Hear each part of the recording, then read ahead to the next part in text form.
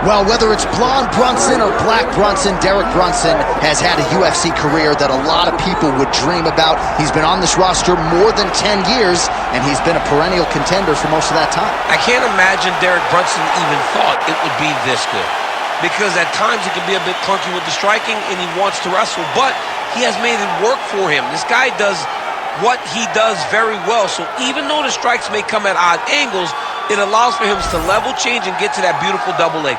He out-wrestled Yoel Romero when he looked at silver medalist. Yeah. On his best night, Derek Brunson can compete with anyone in the world. Great athlete, great wrestler out of UNC Pembroke, and by the way, had some cheerleading scholarships as well. So Derek Brunson, the total package, back on the proven ground tonight.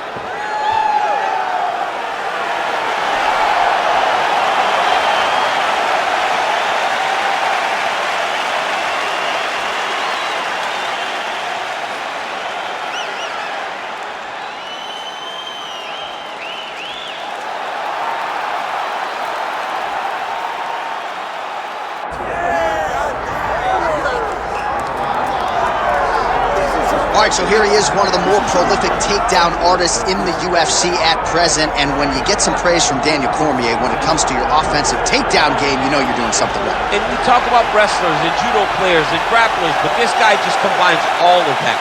He is able to use foot sweeps from the grappling game. He is able to use throws from judo, and he's able to use wrestling from the wrestling game to take people down. He has an array of takedowns at his disposal, and he uses every single one of them. From the speed of the level change to the timing to the knowledge of where to go next when the guy starts to defend, he's truly something special. I don't think he could take you down, but tonight he doesn't have to. So in this matchup, prevailing wisdom is he'll be able to get this fight to the canvas.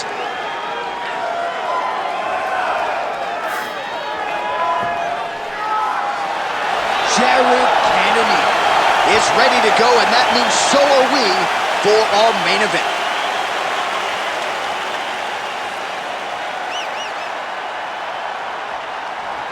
Our tale of the tape for this much-anticipated middleweight encounter.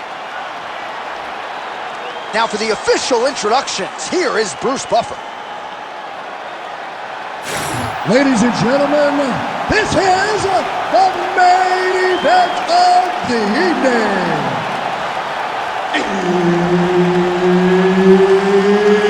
It's time!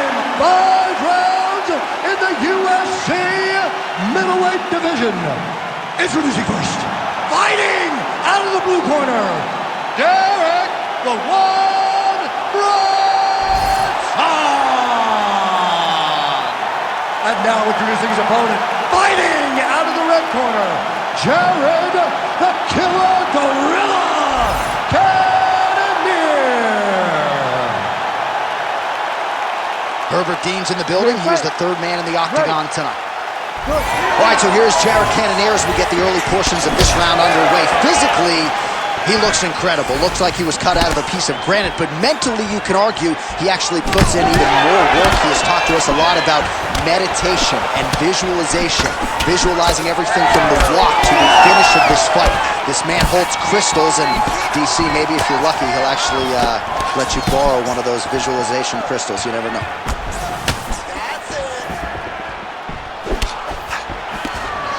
Punch got blocked there.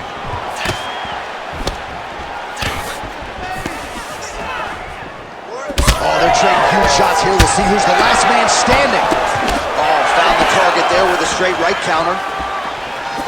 So more output, at least in the early going.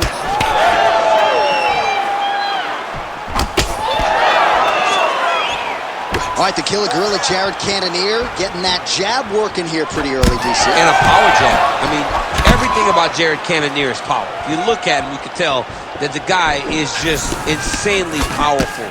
But it's this jab that is his trigger to do everything going forward in every fight that he's in. Oh, the leg kick lands. I'm spamming leg kicks if I'm playing the game.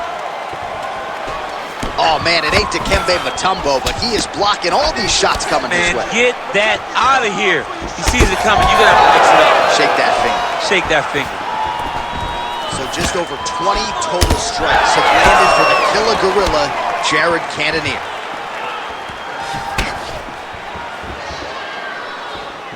Back to the left hand now, unable to connect. Just over 3 minutes to go. Beautiful hand skills here, the right then the left. Oh, great block there. Get your hands back. Get out of there. Let's go. Big overhand right. Another shot to the head. Man, this is crazy thus far. High volume, high pace, and a huge punch being landed there. With conviction to the body. Well, he continues to do a nice job here defensively, protecting the head and sort of maybe letting his opponent gas out a little bit with all the volume. His opponent sees the target, but he can't get to the target. So he'll continue to throw, and he'll continue to wear on his own gas tank. Oh, single collar tie here.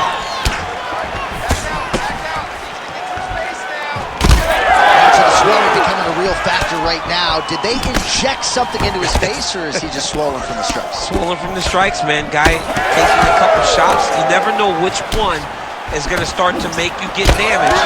Something good landed, and now you see the swelling starting. Under 2 minutes now to go. The overhand left is true. Oh, really good job by him there to raise the guard, DC, and block those shots coming his way. He does a great job of blocking all incoming strikes.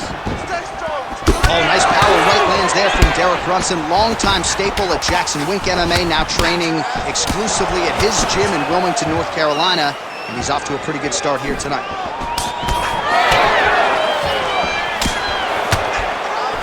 Slips the punch. Oh, and he lands another combination here, really starting to get into his striking gear. I mean, and stringing them together so effectively, never throwing the same attack more than once. What a job to recognize all the openings in his opponent's defenses. Oh, pinpoint strike lands there, and not going to help the swelling upstairs. I love this accuracy, this ability to get his shots to the target right away. And you see it in the swelling that is forming on his opponent's face. All right, good job by him there to raise the guard and protect his head. He's doing a good job of keeping the guard high, blocking his head, making sure he's not taking those damaging strikes up top. All right, so now we start to see some bruising appearing on the torso, and all of that courtesy of the body work of his opponent. Just the wherewithal to go to the body and the discipline to stay with that approach. I mean, it's just tremendous. You see a fighter with a high fight IQ following a game plan, and it's working. Oh, making this clinch work count. Lands the punch there. Trading huge shots. Let's see who's going to be the last man standing.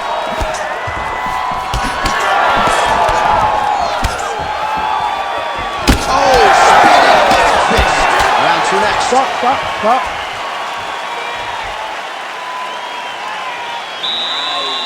What I'm talking about. Beautiful. All right. Okay, breathe.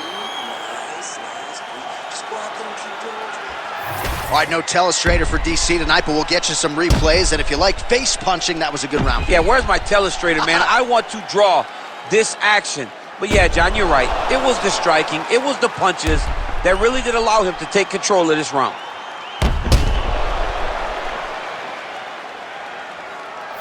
All right, round two is here. Both fighters ready to go. Cannonier versus the North Carolina native Derek Brunson. All right, next round is now underway. DC, any major takeaways after the previous 5 minutes?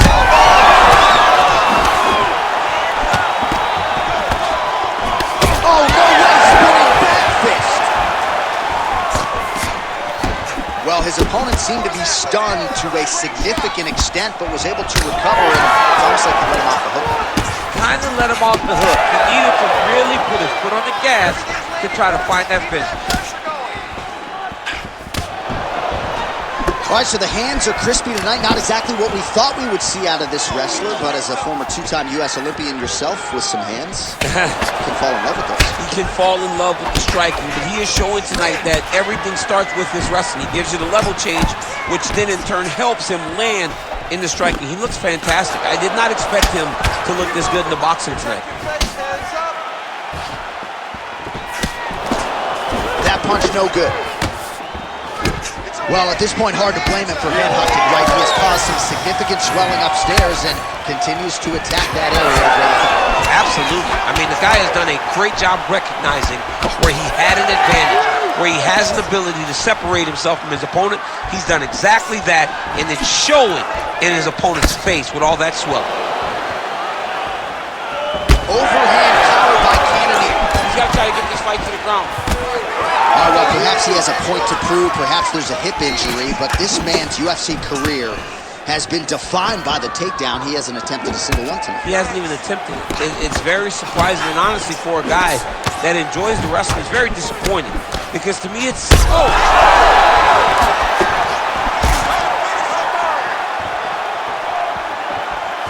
Nice jab by the Alaskan Jared Cannonier. Well, he has got to be thrilled with this effort here tonight. There was a lot of pressure on him coming in. He has doled out a lot of damage, landed a lot of strikes, near flawless execution. Sometimes the hardest thing to do is what's expected. When you're expected to win, sometimes it's hard to live up to that expectation. He lived up to that expectation, and he exceeded it with such a great performance. Well, it's been a wild fight thus far. Perhaps a contender for some bonus money at fight's end. These guys are going to have to dig deep. They're both hurt. They're both hurt. You expected it, though. You expected a close fight. You did not expect a war like this, though, where both guys, from the moment they said fight, went forward, got each other's face, and just beat each other up. It's been tremendous. All right, so that opened up a cut around his eye area. He hasn't moved his head well. He was taking shots too clean, and now a cut has opened up. All right, so he continues to land. Oh, another one. Huge left. Oh!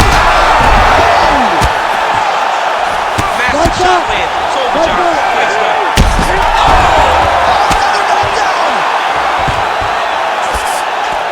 Oh, this could be over soon.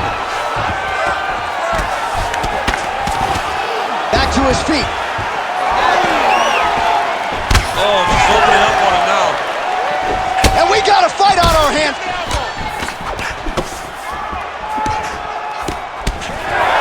90 seconds to go in round two. Well, we got a lot of blood now, ladies and gentlemen. I think my mother just turned off the TV, but every time that area gets targeted, that cut is getting worse and closer, theoretically, to the end of the fight. Yeah, and, you know, when you got a person like this that is so good at what they do, when you are bleeding like this and the work is showing, you got to try to find a way to stop them. He needs to try to get a takedown or something, because the more he's standing, the more he's going to have to deal with this cut, and now all the blood that's coming from the cut.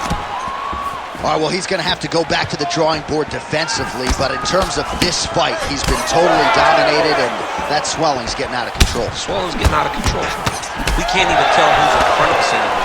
This guy has been beat from start to finish, and right now, the only right thing, at least to me, feels like the fight getting stopped. Well, he's doing a nice job here blocking. Oh! Ooh, diving punch lands. Oh, The fight's over! Jared Cannonier takes the judges out of it, gets the finish. Oh my goodness, what a fight.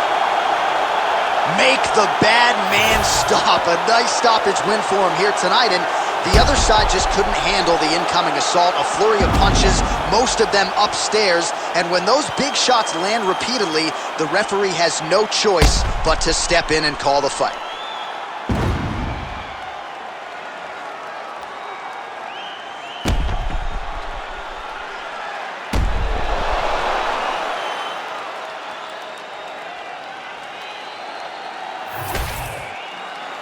Let's get it to Bruce Buffer now. He has the official decision.